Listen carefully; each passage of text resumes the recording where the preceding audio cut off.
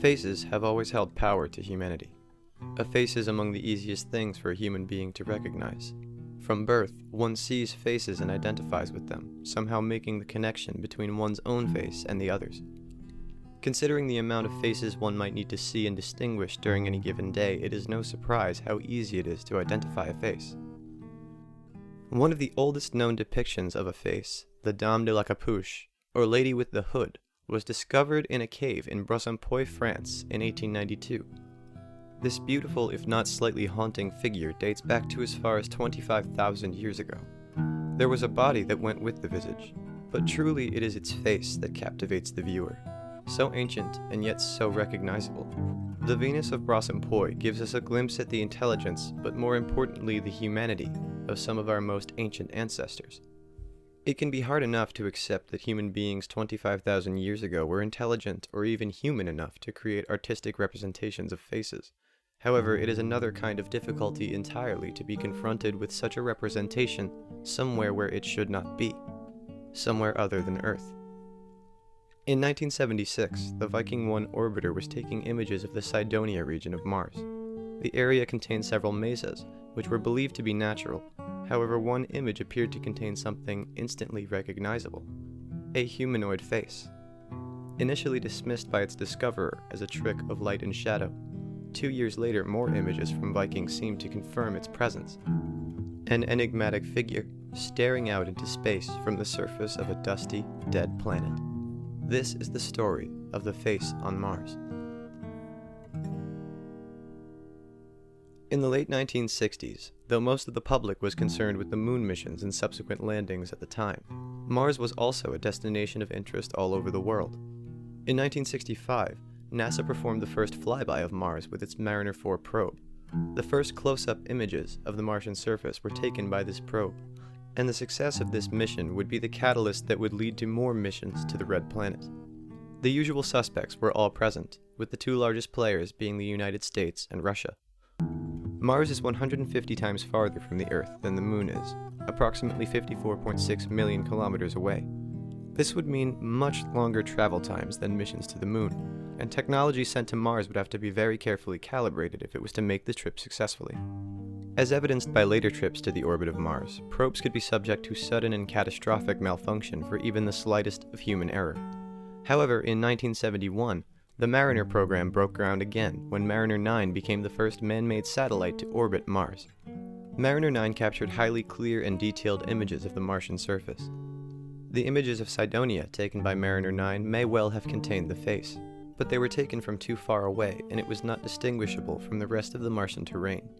The stars, so to speak, had not yet aligned to reveal the mysterious mesa on the cratered plain known as Cydonia.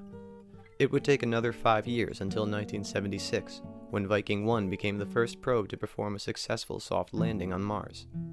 In that same year, Viking relayed several grayscale images back to Earth. Among those images was a beautiful high-contrast image of Cydonia, its craters and mesas now in higher detail than they had ever been before. Among those scenic features was one small mesa, with a startling quirk smiling at Viking's camera. It appeared to be shaped like a perfect humanoid face.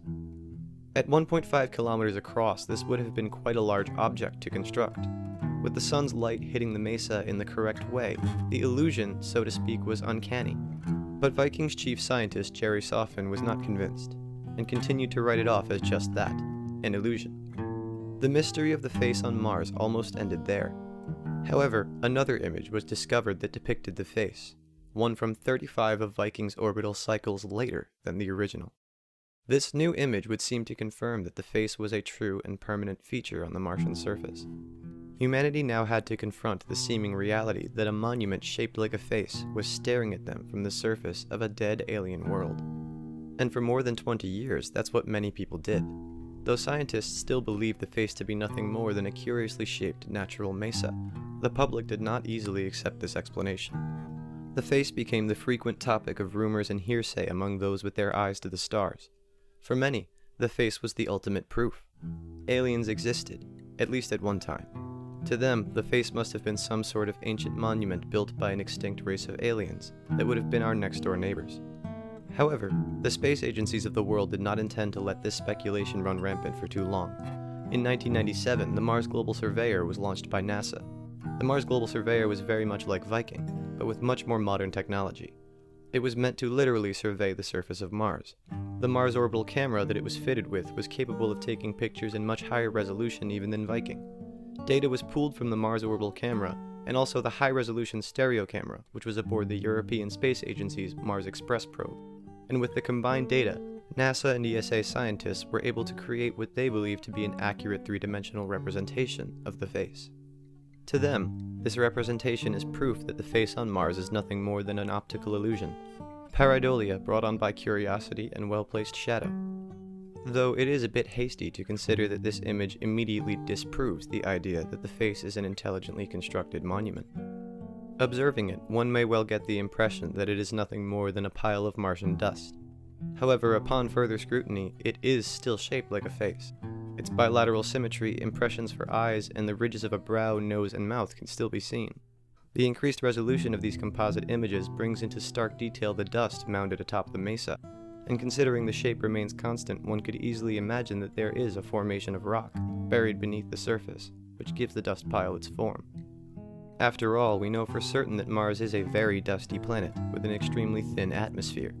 When the sun heats that thin atmosphere, it causes the air to rise, and coupled with the low gravity on Mars, the wind stirs up tremendous amounts of dust. This eventually creates dust storms, and these dust storms are more extreme than anything like them experienced on Earth. Mars has no trees, very little moisture, and no major surface features. This means that these dust storms can rage unchecked for days, weeks, even months at a time.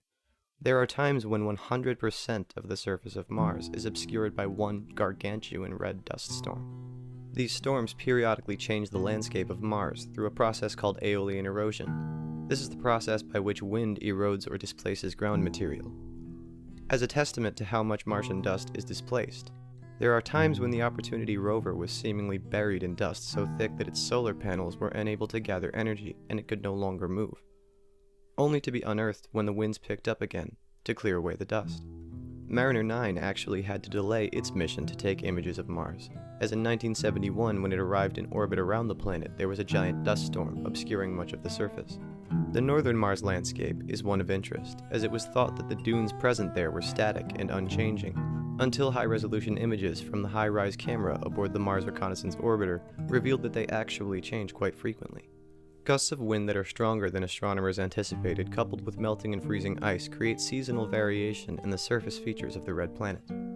This could mean that at the time that Viking took the iconic first images of the face, there was less dust piled on top of it than normal. Winds could have shifted in such a way that displaced dust from atop the structure, revealing it for what it truly was at the perfect time to be captured in a photograph. Subsequently, images composited from the Mars Global Surveyor and the Mars Express could have been taken after a dust storm left large deposits on top of Cydonia, burying the face. In fact, the image data from the MGS that was used to create the composite that scientists have used to attempt to disprove the face is the same data that confirms this hypothesis. The data from the MGS and the MRO clearly suggests that the terrain on Mars is constantly being weathered and changed by the cycles of freezing and melting. In fact, it was found in a study by the USGS Astrogeology Science Center titled 3 Generations of Martian Surface Changes that Aeolian erosion in Cydonia is episodic, frequently depositing layers of dust only to remove them again in a seemingly endless cycle. This is among the many reasons that the face has been visible through so many years of Mars exploration. In any case, this story comes to a similar conclusion to that of the Phobos monolith. There is something on or around Mars that, if it could only be scrutinized more thoroughly, could change the dominant perception of life as we know it. If it turns out that the face on Mars is finally unequivocal evidence of intelligent life outside of Earth, then humanity's approach to space exploration will undoubtedly never be the same. We will finally have to face the idea that we are not alone.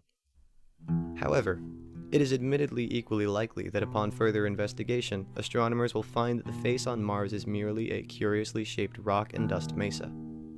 The fact of the matter remains, however, that a single composite 3D model has convinced most scientists already.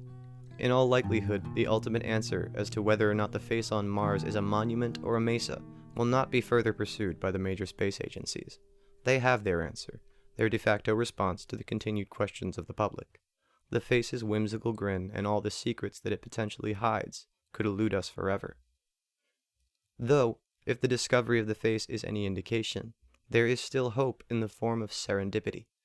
Every single mysterious discovery in space was made by chance. It is entirely possible that some mundane, routine exercise of some orbiter or rover will unwittingly reveal the true origins and nature of the face on Mars. Until then, however, there can only be speculation. As the eons pass, the face will continue to grin, smirking at our Neanderthal efforts to explore the red planet from which it smiles. Its jovial expression perhaps a constant reminder of how hilarious humanity must seem to the hypothetical observer. Self-important monkeys using calibrated explosions to hurtle our highly expensive machines into the great expanse of the cosmos in an attempt to make some sort of sense out of the chaos that is our universe. Thank you for watching and listening. If you liked this video, please subscribe to my YouTube channel to see more like it. And if you'd like to support my channel in a more direct way, there's now a new way to do so. You can now get your hands on a Phobos Media t-shirt from my Represent.com merch store. I designed the t-shirts myself, and hopefully this will just be the first of many designs. And just like Patreon donations, all t-shirt sales will just help me to continue doing what I do easier. Links are on screen and in the description down below.